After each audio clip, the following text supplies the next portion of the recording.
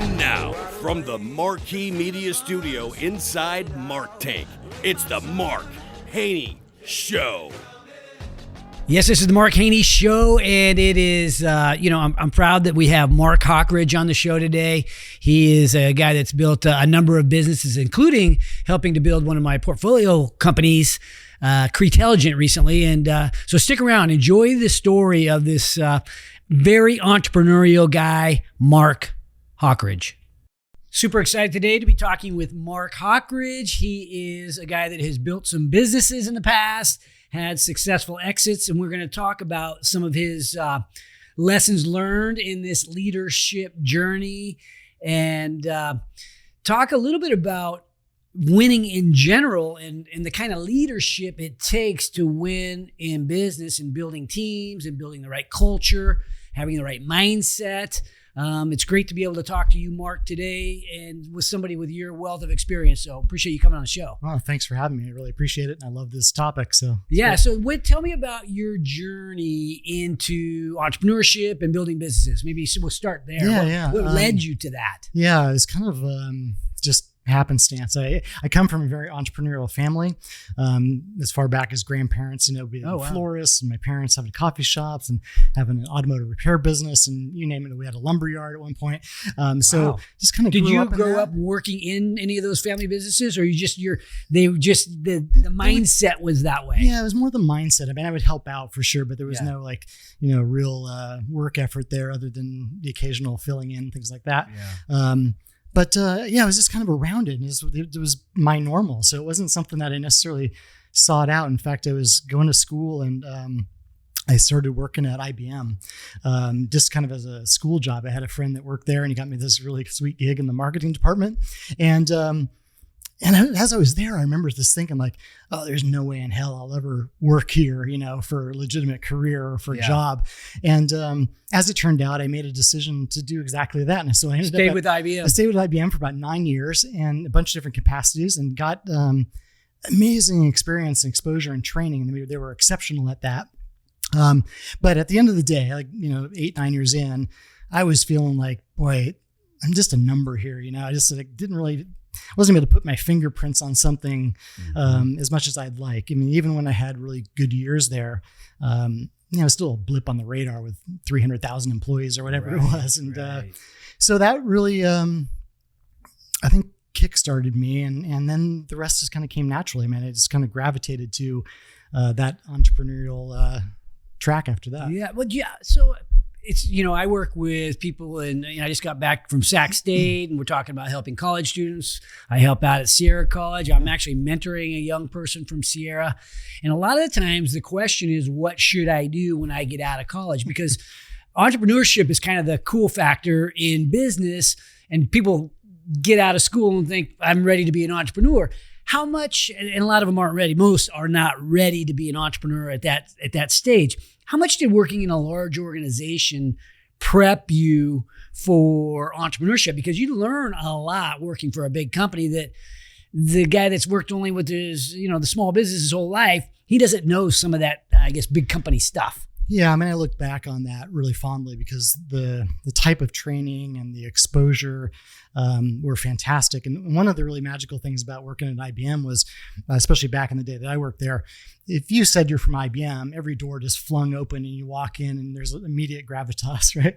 Even for a young person. And so I think as an early start to my career, that was really special because I didn't know any better. Yeah. So you felt proud to be with IBM and doors were opened easy. Yeah. But what about like big corporate systems, right?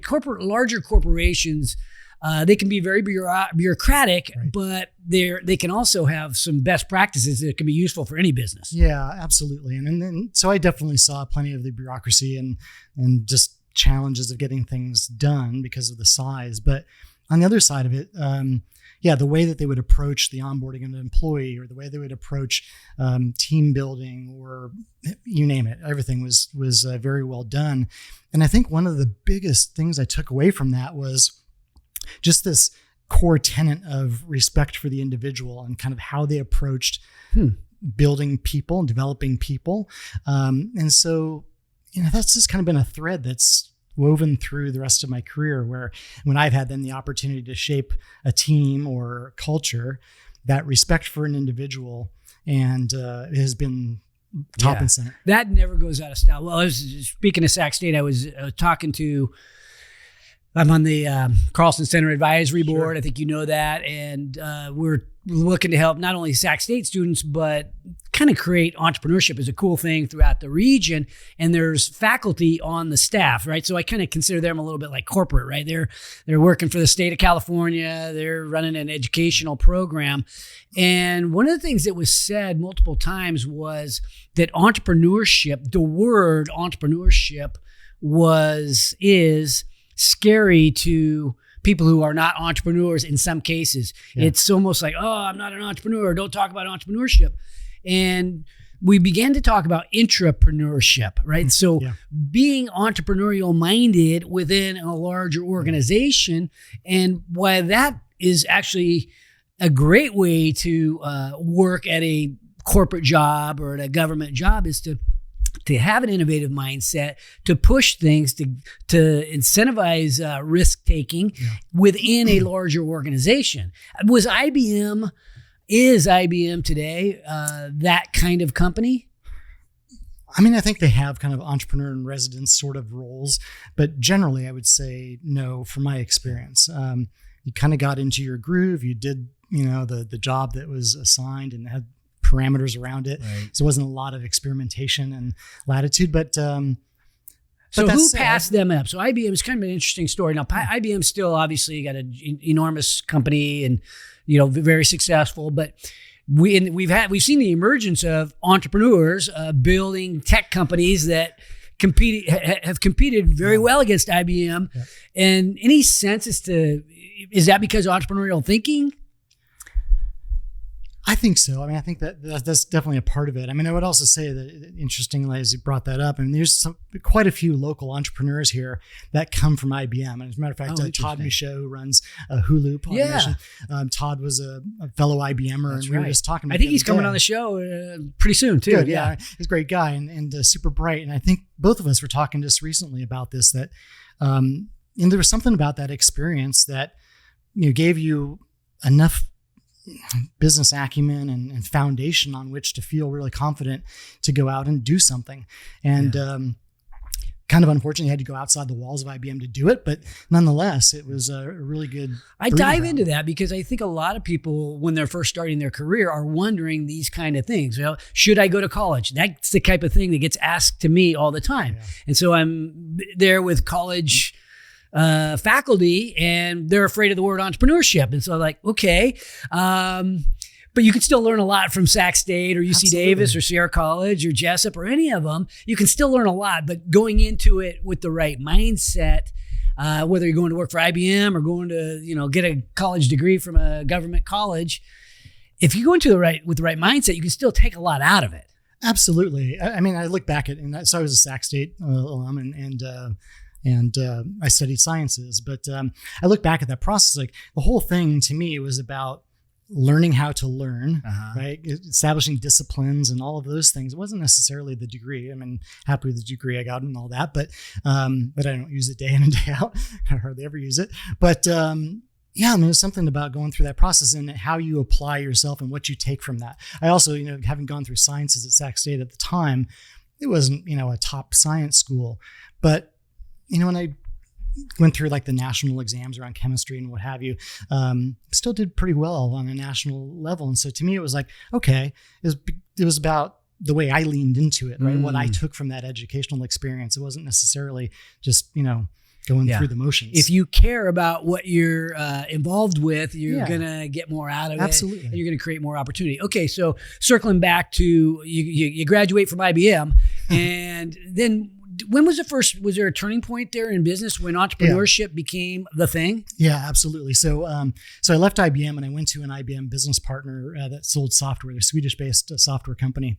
And this was leading up to year 2000. So we were selling large ERP installations of software. And everybody was freaking out, right? Because we didn't know what was going to happen coming year 2000. Y2K, my computer's going to crash. The whole world's going to end. Everybody was in panic mode. On the positive side, as somebody was out there selling software, everybody was buying software. Okay. So we came off a number of good years, and that was just the point. It was like, hey, I'm fairly young. I've got, quote, some screw around money, and I'm going to strike out and go do something on my own. And so that was the personal point where I had that latitude to go do it.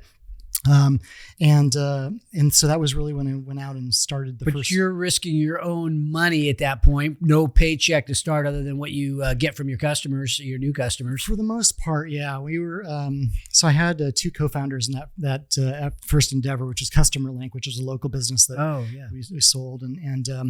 But so we were very fortunate. We actually went to a broker friend of ours who we had some accounts with, and sat down and pitched our story over breakfast up in Folsom one morning. And the guy pulls out his checkbook and wrote us a $150,000 check at breakfast. Wow. So boom, we had seed money. It was the craziest thing ever. He would never do that again, probably. We would never get lucky enough to have that happen.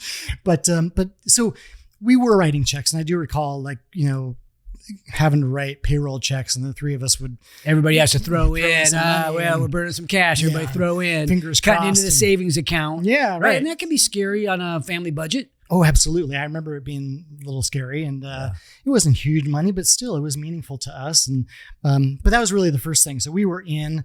The other positive of that is the timing at which we started that first company was now early 2000s.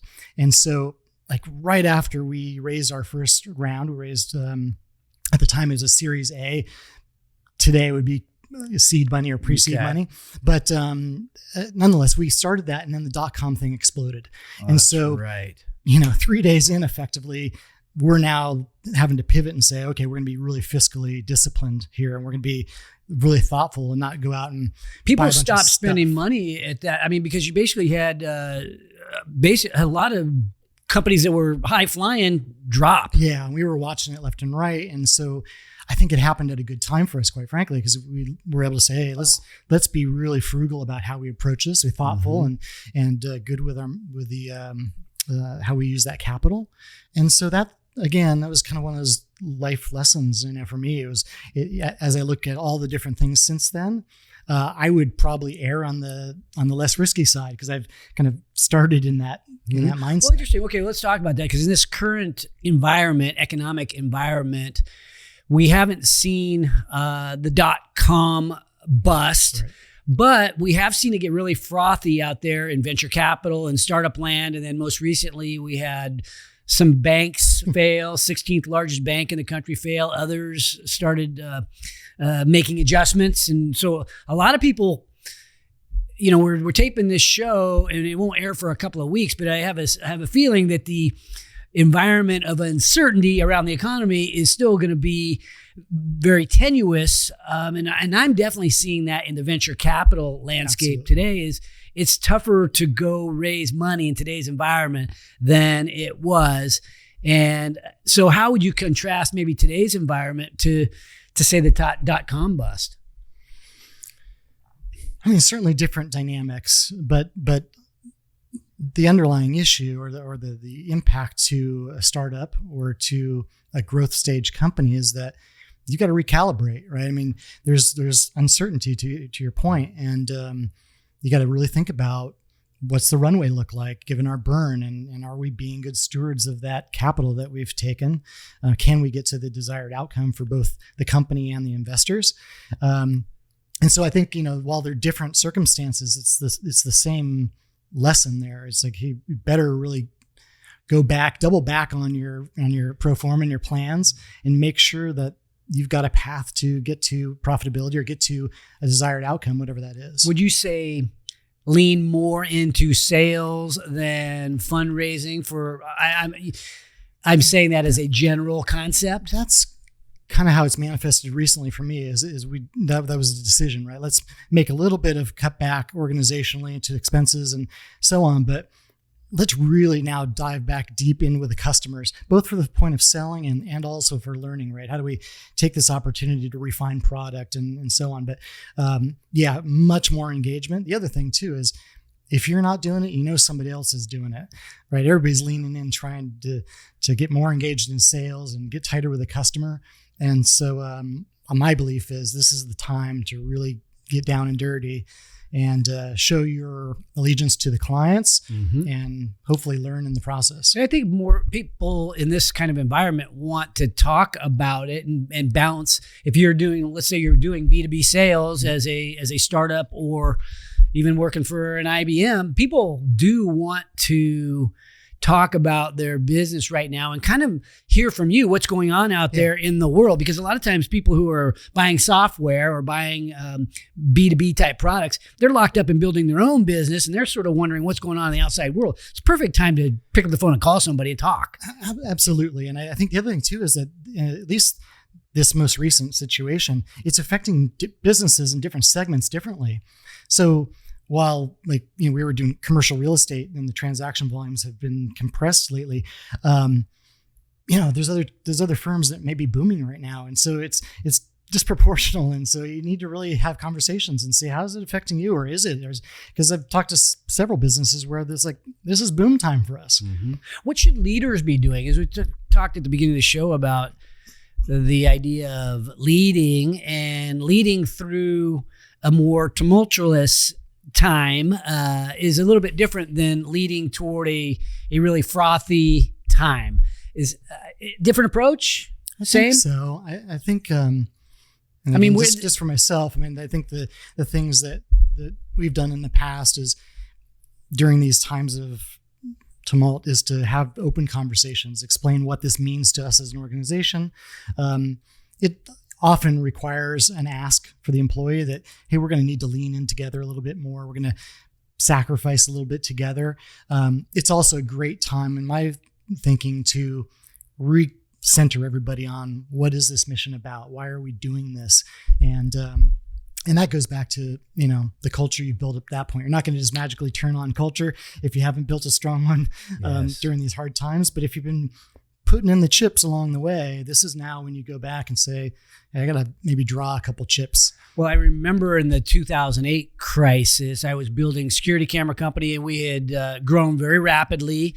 And then Lehman Brothers files bankruptcy, the whole world changes. And I felt that there was this transition that I needed to make from being, let's call it a peacetime CEO to more of a wartime CEO. I had to convert hard, and we were already building a strong culture. And I think that's probably what kept us going through it. But what I felt at that time was that I need to over communicate what we're doing and why we're doing it, because we were making some difficult decisions around personnel and allocation of resources and so on. And so over communicating what we were doing was actually key to keeping it all together. Yeah, I went through that same period with Customer Link, and we had the same challenge. Everything was going haywire. Employees were freaking out on a personal level and also with their jobs. And so it just required a lot of communication, a lot of reframing about what our vision was and our values. And of course, at the same time, I don't know if you were making cutbacks, but we had to make some adjustments there as well. And so that's upsetting to folks. And if they don't have their North Star really solid, it can get people sideways. Yeah, we made some adjustments. I think we had about 300 employees when Lehman Brothers filed bankruptcy. We had already leaned out a little bit because we had seen maybe the little bit of the handwriting on the wall prior to September when they filed bankruptcy in 2008. And so we had begun to lean out a little bit, but then there was just a period of time when, okay, it's time to really get serious about this. And we locked ourselves in a room. My brother and me, we owned the company and some of our leadership team. And we just said, if they're not driving revenue or they're not essential, like the training department got nixed for, and we had to let good people go because it's a training department. And that's, at that time, that was a luxury. We basically need to make sure that we keep our runway, and because we didn't know what was going to happen. Turned out next year in 2009, we had the most profitable year we had ever had. Part of it is because we leaned out a little bit, but the other part is we had focused on sales, right? There's no problem more sales wouldn't fix, and we focused so hard on selling, I feel like we sold our way out of it. Yeah, it's interesting you say that because I think we had a similar experience. I mean, everything was a little nutty at the end of that 2008. It was a lot of uncertainty. I think that was the key, is uncertain. And as it turned out, the customer link, the business we had at the time, was focused on automotive service providers. That was one of the key segments of the business. And early on, everybody was freaking out, like, boy, is everything going to crumble? And as it turned out, the compression and challenges in the market were forcing households to make tighter decisions about where to place their money, and they weren't buying new cars. They were instead having to fix cars. And so the services market actually started improving, and our clients were very sheepish about discussing the successes they were having during all of this craziness, but that was the reality. And so, yeah, we leaned in, we expanded sales team, we expanded product all during that time. And those were good years, as it turned out. I remember feeling very flat-footed when it all collapsed and not knowing where we were going to end up, or if we were going to end up, quite frankly. But boy, it was actually the good opportunity for the company. And it was also a really good growth opportunity for the collective team to recenter and rally around a mission. And I think that was actually the turning point for us culturally. It was maybe 2 years later that it really snapped together, and then it was super solid. Interesting. So going through that hard time kind of strengthened you and focused you. And I'd love to tell you that it was all calculated, and we, as a leadership team, it was all about you as a leadership, leader, Mark. Yeah. But we did the best that we could. We tried to navigate through it, and again, kind of back to that respect for the individual. When we had to make moves to eliminate roles, we tried to do it in a way that was respectful and with dignity, and I don't know. I think that all plays into it, because other people see that and they say, well, I understand the hard business decision had to be made, but they dealt with it in a good way or a professional way. Yeah. So that company went on to have some real success too. What ultimately happened with that company? Yeah. So in 2014, we ended up selling it to Intuit. Wow. Intuit 2 years before had made a move they said, hey, we got a great foothold in the accounting world, right? Especially within small businesses. Right. And with so QuickBooks, right? Yep. Predominantly. Exactly. And I guess they have tax businesses too. They had TurboTax and a few others at the time. So they said, hey, we want to go to the front office of all these small businesses, and they wanted marketing capabilities. And we were a company that provided automated marketing services. And we were a nice little tuck in, and yeah. What's it like to sell to a large entity like Intuit? It was super exciting. As it turned out, we it was a perfect storm. We had another strategic player that was interested, and so we got a little bidding war happening around the business. And for those of you listening, that's a really good thing to do, right? Yeah. Again, it was somewhat calculated in that we got a little bit of interest actually initially from this other company that was in the automotive space, massive company. And as soon as we got a glimmer of that, we started shopping elsewhere. Did you hire an investment banker? Not during that effort. Okay. We had hired an investment banker in 2006, DCA actually. Okay. And they helped us go out and search the market. I think it was premature for us. We weren't large enough. We were kind of at this odd size at the time. And so anyway, we stopped that effort. But then a few years later, we were back in the game, this time without an investment banker, just kind of navigating it ourselves.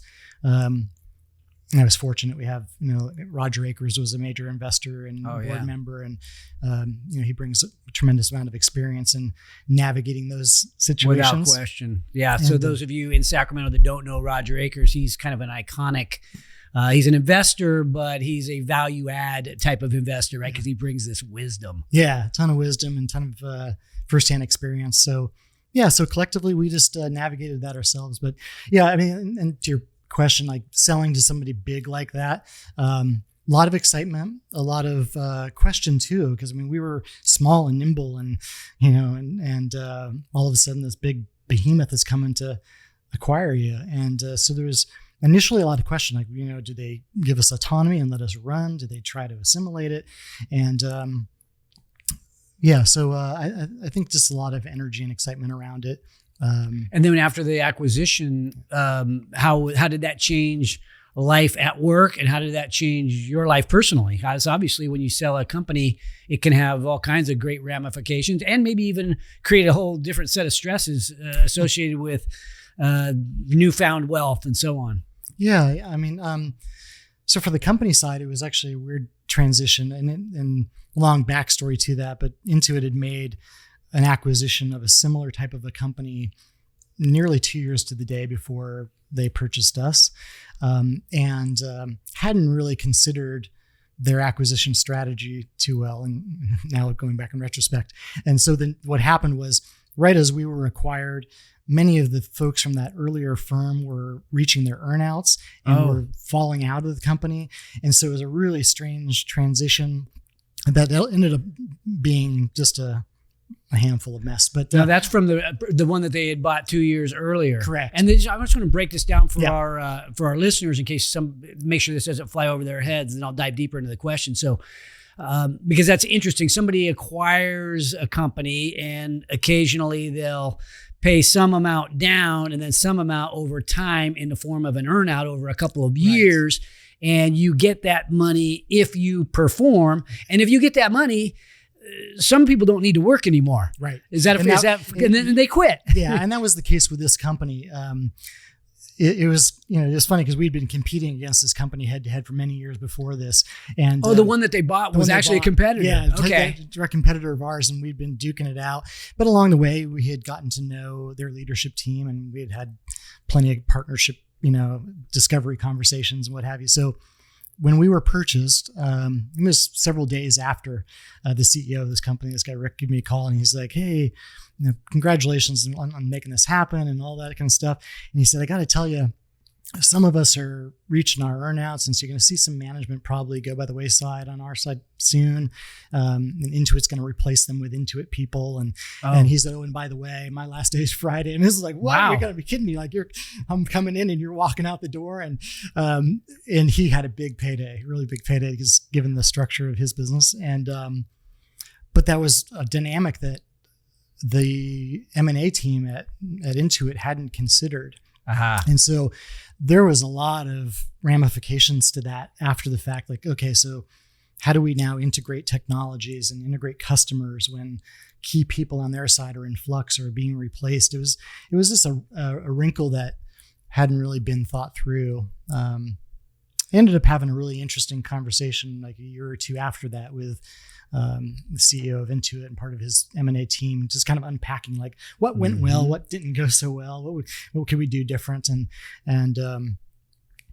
at the time I think Intuit had only done, I want to say like 7 or 8 acquisitions, and so they were fairly new to the game despite their size. I mean, obviously a huge player, but they just hadn't really run that play. I think the lesson there too is because I've sold a few companies as well. And what if you're selling a company and the picture is painted that the business is going to operate one way after the deal is done, it doesn't necessarily.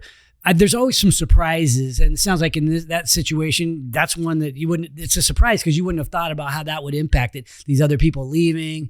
But it does. And there's all kinds of surprises that could be much different than that happen. And so I think the advice that I would give somebody is unless you're in a pinch, if you have a successful company, make sure you're getting enough cash out when the deal gets done so that you have options when you leave, that you don't have to stay there through the transition if it's an uncomfortable transition, because I think there's a decent chance there's going to be discomfort after the transaction. Yeah, for sure. And it might be great after, but it could be not so great. No, I think that's wise advice. If you can do that, I mean, give yourself a buffer, give yourself the optionality to make personal decisions. We stayed with the business for a year after that, during that transition. We also had an earnout component, and it was actually a pretty good experience, I thought, all in all. I mean, it was a little bit befuddling early on, given all those changes. But once we settled into a groove, our team did a great job of migrating technology and clients and all of that.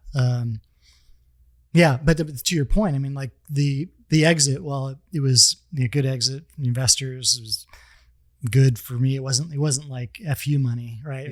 Yeah. So and also still young, and I still want to get after it, years later, not today. So, yeah. But it did allow that buffer, allowed me some flexibility, allowed me to take a few months off and just kind of contemplate, where do I want to go with this? Mm-hmm. So yeah, I think, if you can pull enough chips off the table to give yourself that option. Give yourself a chance to think about what you want to do. So what did you decide to do? So I know we talked about Cretelligent a minute ago. Yeah. Last time I talked to you, you were still with Cretelligent. I know you recently left.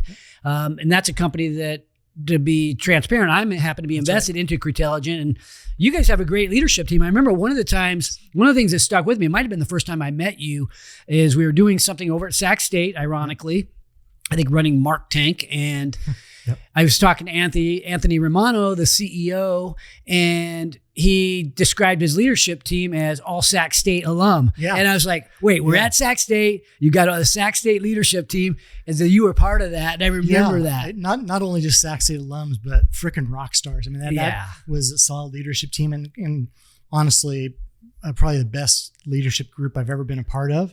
What made that? Okay, so what makes that leadership? What makes that leadership team or leadership group different than let's say average? One that's going to resonate with you, which is commitment. I know that's a big deal for you. Fully committed, all in mentality. But beyond that, I mean, these are every one of those folks at the table. Seasoned, experienced folks that've been there, done that in startups and in large companies. And I mean, it was just it was abnormal in that, in a good way, abnormal in that we're like top tier athlete performers, mm-hmm. but able to work with one another really well. And so sometimes you get like, that really standout all-star person, but they're just a disaster to work with. Can be an egomaniac or they just abrasive. Yeah, tough to work with. So, but this was not that. I mean, this was a group of folks that, leaned in. It was pretty special in terms of that. Yeah, and I know that's not the subject of today, but you guys have grown pretty rapidly. Over the last several. You made acquisitions and made a couple acquisitions. I think 3 all in, and over the last up until kind of the interest rate hikes, I mean, we're seeing 25% quarter over quarter growth for like 9 or 10 consecutive quarters. Wow. So I mean, really, really booming. Thank you. Challenge, thank you for the check. But the other side of that is, when rates went up, we saw a lot of compression in commercial real estate transactions, and so put a little bit of strain on the business. Still going up and to the right, which is all good, but at a slower pace. And we really had to sit down and say, okay, how do we want to deploy capital thoughtfully given the situation? Mm-hmm. And so we made a couple adjustments internally to the team. Anthony and I had a really good conversation and decided to have me step out. We already had a really strong roadmap in the areas that I ran, so it's all good. Anthony and I, by the way, Anthony was my co-founder at CustomerLink. He was also the guy I worked with at that Swedish software company. So we've been around we also worked at IBM together when we were 18 years old. So, that's an interesting story, because partnering with people that you meet on Tinder or whatever, meet at the bar, that's one way of doing it.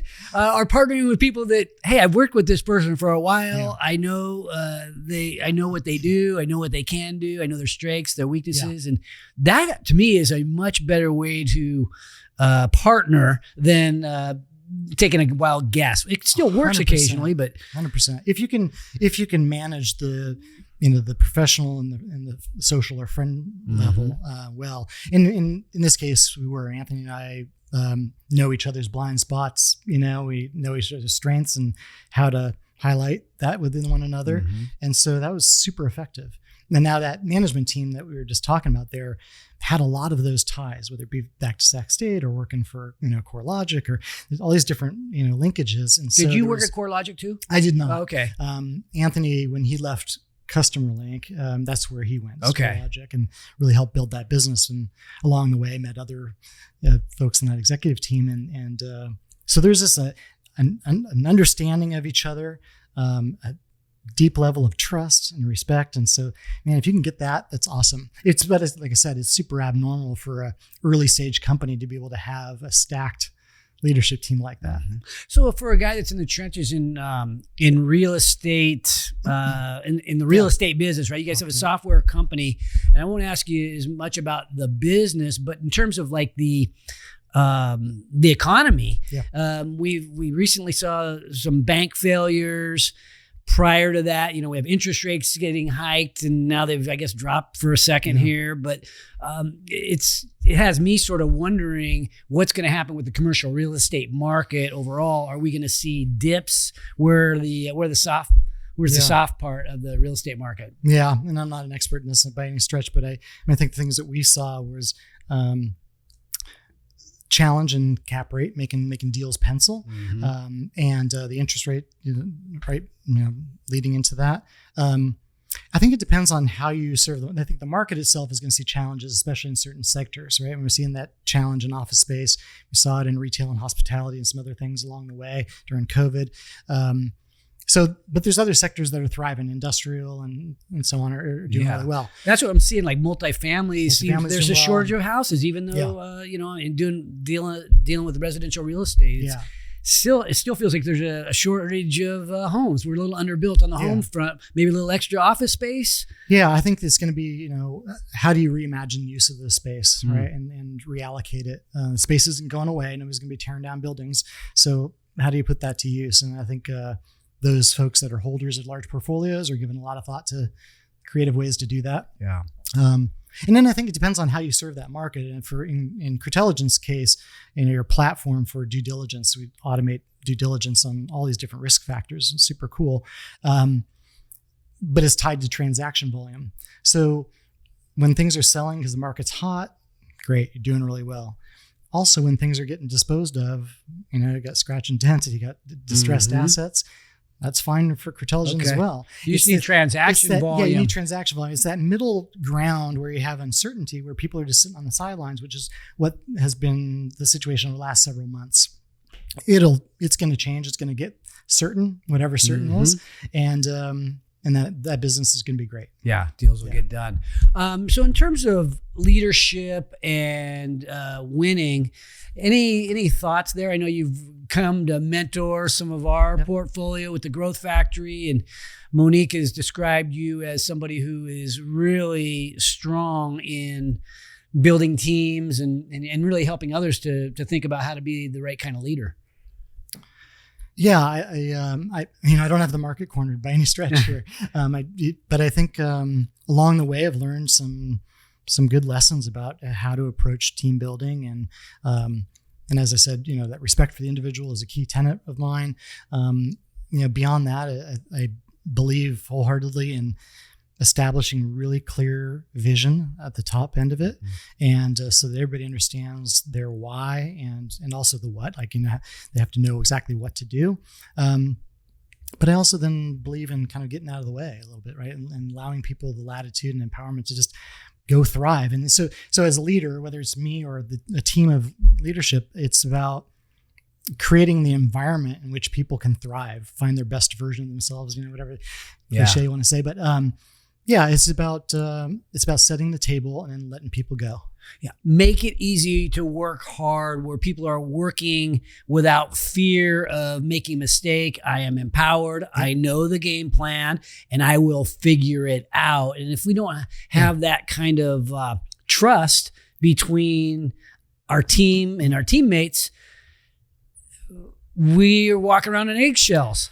Yeah, you're on eggshells. I also think that space where you're free to make risks and calculated risks, but you're free to take some risks and to explore and to experiment, be curious. That's where innovation happens. And so to the degree you can create that environment and allow people to throw out ideas and not be punitive or just, that's a special place. And your empowerment message resonated with me as a customer, right? So if I'm coming to some place to shop, I don't want to have to go through the chain of command to get what I might feel is a basic decision made. If we can empower our teammates to support the people in the fields, to support the customer, it's a much better customer experience. And so that's one of the things that I think small business people can tend to do is try to make all the decisions themselves and sort of make them one at a time. It's much better to create a level of independence or interdependence. Absolutely. I mean, that doesn't scale, right? If you're making all the decisions, you're in a bad spot for scaling. I think that's exactly it. I mean, and if you're really clear about vision and purpose and set the stage, then people with just the right intention can make the right decisions, or generally make the right decisions. I think it was Bezos had like kind of the one door, two door, or two-way door, one-way door. Like a one-way door is a decision that once you make it, that's it. I mean, you're done. You can't go back. Whereas a two-way door, you make a decision, you made a mistake, you can go back through that door. I like that. And so allowing people to make two-way door decisions, great. Empower them to do that. And then just put some constraints around the one-way door. We don't want somebody to make a decision that's going to be a life or death with the company. Yeah. In terms of, you mentioned values and purpose and some of the framework for building the right culture. Who decides that? Is that typically decided? Because a lot of times that gets decided early on by somebody, and then the business can kind of morph. And do you go back and revisit that as you grow? Yeah, great question. So I think typically, like a CEO with a vision is also the person that's establishing culture. It doesn't mean they do it in a vacuum. They're probably doing it with co-founders or other leaders in the organization. Early on, you're doing it somewhat aspirationally. What do we want to be? And a lot of times it maybe is a reflection of your personal values. Mm-hmm. But to your point, as soon as you start adding people change culture faster than anything else. They do. And so you have to be thoughtful about who you bring in. And like in a company like, Crutelligent or any other companies that I've been a part of where we've made acquisitions, that's a really interesting time because you're throwing a whole bunch of new people in. And now you're in that point where you better go back and revisit culture, because either, they're going to adopt the acquiring company's culture, or it's going to start to morph without your fingers on it, on the controls. So I think yes, you definitely have to revisit it, and you've got to continue to articulate it to your employees and your clients and everybody else.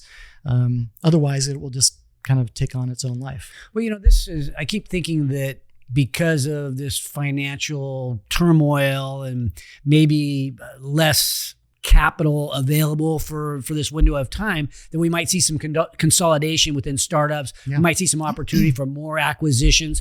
So maybe the follow-up question to that in terms of merger and acquisition, what do we do on the front side to assess whether there's going to be a culture fit? Because if the culture doesn't fit, there can be a lot of indigestion, and it can really be a failed opportunity if you don't maximize the synergies. Yeah, absolutely. I mean, acquisitions and assimilation is hard anyway, but now, if you bring in a culture that completely is different than yours, that's a tough thing. So I don't know. In our processes, we would go through that discovery. We would have a conversation with that founder or leader and talk about the culture and try to identify any areas of mismatch or areas that maybe we thought, were aspirational for them, or they were, saying that they had this value, but they didn't really walk the walk. Sometimes you see redundancy in those kind of situations. Oh, well, we already have an HR manager. Okay, well, let's keep one, right? And some of that pairing or whatever, right sizing,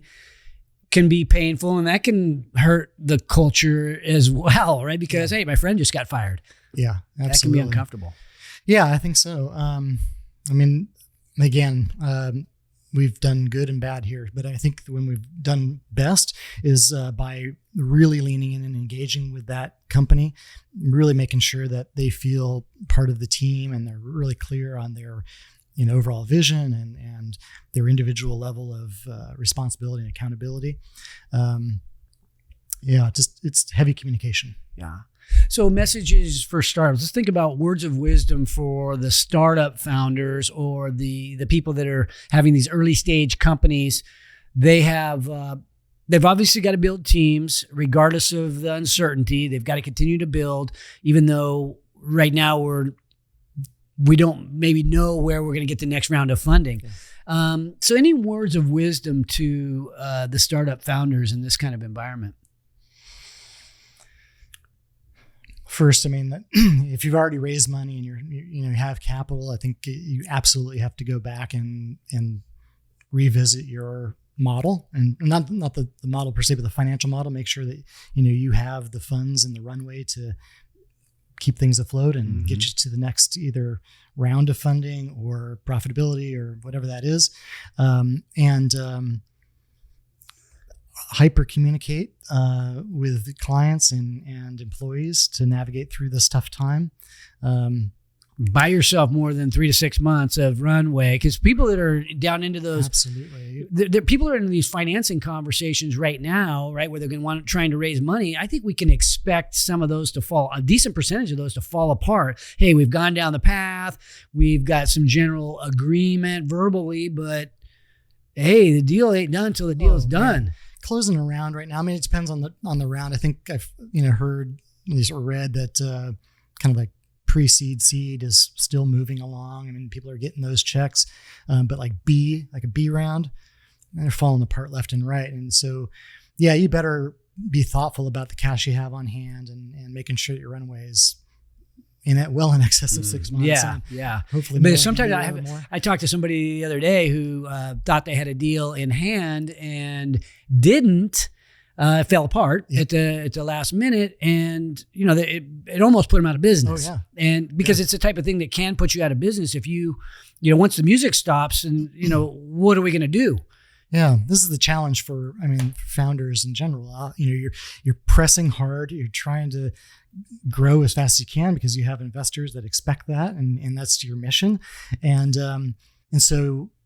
It's tough to pull back. Well, there's people that say there is no plan B, right? You hear that? you scroll on Instagram and you hear there is no plan B. Well, could we, what do we want to call this? A plus. A plus? Yeah, exactly. But we have to pivot and keep attacking. I guess my thought is find a way to attack in a different way, but you have to keep the attack game face on, because every time we retreat and hunker down, it creates a lot of uncertainty for everybody. So the CEO, as the leader, has to be able to keep the game face on. Here's the decisions we're going to make, but we're going to keep attacking. And I think when the CEO takes off that game face and goes into, like, let's say, hunker down mode, that's not a pretty sign for his or her followers. Absolutely. That can cause all sorts of panic. I think, that whole no plan B, I love the commitment element of that, is like, hey, we're all in and we're going to make this happen. But the reality is, as a leader, especially when there's market turmoil going on, having a separate plan, like your fallback plans, and maybe even a couple versions of that, like in this particular situation, like if the market's going somewhat belly up, what does the first level of cutbacks look like? What is the next one? What's the final, like, everything necessary to survive level? So you already have that. You know what it is. You don't have to go, because I tell you, like, if it pops and all of this stuff goes haywire and you're just trying to react in the moment, you're too late already. And so having that stuff thought out and also having kind of emotionally digested that, so that when it happens, you pull the trigger, you do what you have to do for the entity to survive, and you've already done all the thought work. And that's if wise. You've done that, your sanity is more possible. Yeah. Well, the other thing too is, the message that, to your point, that it sends then to all of your followers, whether that be employees or clients, is like, okay, they've got a plan, they're executing that plan, and there's some comfort in that, even when there's cutbacks and you're having to let people go or whatever that might be. There's comfort in seeing leadership, like, steady at the wheel. Yeah, without question. Okay, so what did I not ask you that I should ask you? Maybe this is just kind of closing thoughts, and help me, sort of shore this up in case there's something I did not bring up on the show today. Yeah, I don't know. I think the only other thing you mentioned about, like, team building, and if we want to explore that a little bit, I think the lessons that I've learned throughout these various entrepreneurial endeavors is just the critical importance of having a solid team in place. And it's it sounds obvious. Well, of course you have to have a solid team, but like, how you build that is it's not easy, especially in a startup environment where somebody you go out and you raise a round, the expectation is now you go deploy that capital, move, right? Because I just gave you that money. I want you to use that money for growth. And so there's a tendency to push hard and go make hires quickly just for the sake of kind of filling those seats in the plan. Sometimes that works, but oftentimes, that doesn't yield the best results. And so kind of going back to that concept of, vision building, if you really do the work on the front end, on the vision and mission. I know sometimes like that's an eye roller because people are like, oh God, I don't want to sit through one of those, vision board sessions or what is our mission statement and all that. But really, and this is maybe the responsibility of the CEO or the visionary, is really get down and dirty on that. What does the next 3 years, as an example, look like? What are we going to look like? How are we going to treat customers? How are our employees going to behave? And how are we going to be seen by the media? And all these little nuanced things. But if you can really create that vivid picture of where we want to be, it makes then the recruitment process and the assimilation of those new employees much, much better. I think that's kind of how you build like the really strong team. Because otherwise you just kind of fill in seats and you hope they work out. And every time you have to undo one of those, it's super disruptive, not only costly, but just the opportunity cost is high. I've heard people say hire slow, fire fast. Yes. Do you believe in that concept? I 100% believe in the concept. I'll tell you, I am oftentimes, almost universally, when I finally do have to let somebody go, it's too late. Like I should have done it a couple months before. I mean, this is somewhat my personality. I want to be more trusting and I want to give people some more latitude.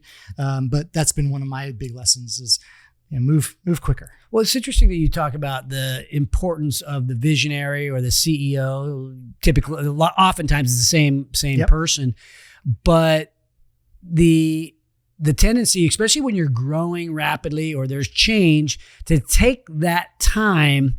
It's valuable time. So every time you go sit in front of the whiteboard and dream about who you're going to become, it's taking away from some immediate productivity, right? So it's that stuff that's important, not urgent. But it's an interesting thing that a lot of CEOs don't take that important, not urgent stuff seriously.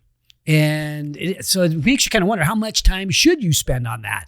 Well, I'll tell you, I mean, I did it kind of like I think everybody else has done it historically. And then probably it was right around that 2010 timeframe. So we're just coming out of that downturn and things were accelerating.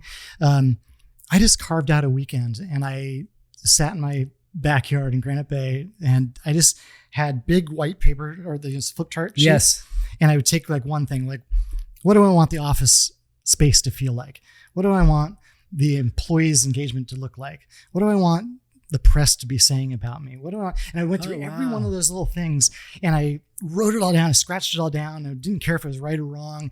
And then I came back and I sat down with our leadership team and said, "This is a totally kooky exercise, but let me just take you through this." And so we scratched a couple things out. We added a couple things. So we had kind of consensus around it. But I'll tell you, Mark, like it was game changing for me. And it sounds kind of kooky, but when I was able to then to distill that down and go in front of the whole employee pool and say, here's where we're headed in granular detail. Here's what I wanted to feel like when you walk into the office in 3 years. Here's what I wanted, all these different things. Everybody started getting this really clear picture of like, oh, okay, I see where we are now and where we're going. Mm-hmm. Like I really understand it now. That, and I'm not saying that this one event, changed everything, but that thinking and that buy-in and that culture building or that experience was transformational to our business. Like after that, things that started clicking, people were working with more intensity because they knew where they were going. They knew how they would affect it. And one thing that was super magical about it was people that clearly did not fit the bill in that self-selected out. Wow. Like they were like, that's not the team for me. And that's great. Rock and roll, go be successful elsewhere. I'll even help you, find that next thing. But man, when that happened, the momentum was tremendous. And that's when growth just started cranking. Wow. Exciting stuff. So I try to reproduce that, in each endeavor after. Well, I love it. Well, thanks for coming on and sharing these words of wisdom, Mark. Appreciate you helping me with my return for Entrepreneurship, making that a company successful, but also for helping out at the Growth Factory and mentoring startups. I mean, I think anybody listening, Mark is the type of person, is an example of a type of person that we want in as part of the Backyard Advantage, because if Mark and others like Mark help the most promising startups, we can transform Sacramento. And I think we're in the process of doing that. We absolutely are.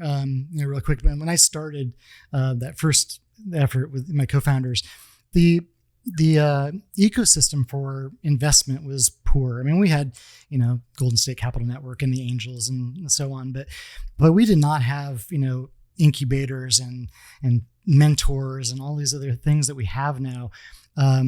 Much to your credit and all of your team, and the Sacramento region now has the tools, got amazing resources to tap into. I'm so grateful for that. I think that it's transformed this whole community in that regard, and then to be able to be a part of those, whether it be through Roseville Rising or Growth Factory, that's awesome. Wow. And I'm so charged up to see, this entrepreneurial spirit and the tools and systems around it thriving in this area. Thanks a lot, Mark. Yeah, it's the team coming together, huh? It's awesome. Yeah. Welcome back to the Mark Haney Show. It is guys like Mark Hockridge that change the world. And so for all of you out there that are fighting the good fight for our freedom, our security, and our way of life, and of course, all of you out there fighting the good fight for entrepreneurship, we're never above you. We're never below you. We're always by your side. Thanks for watching today's show. My goal for every episode is that you find a takeaway, something tangible you can use in your business today.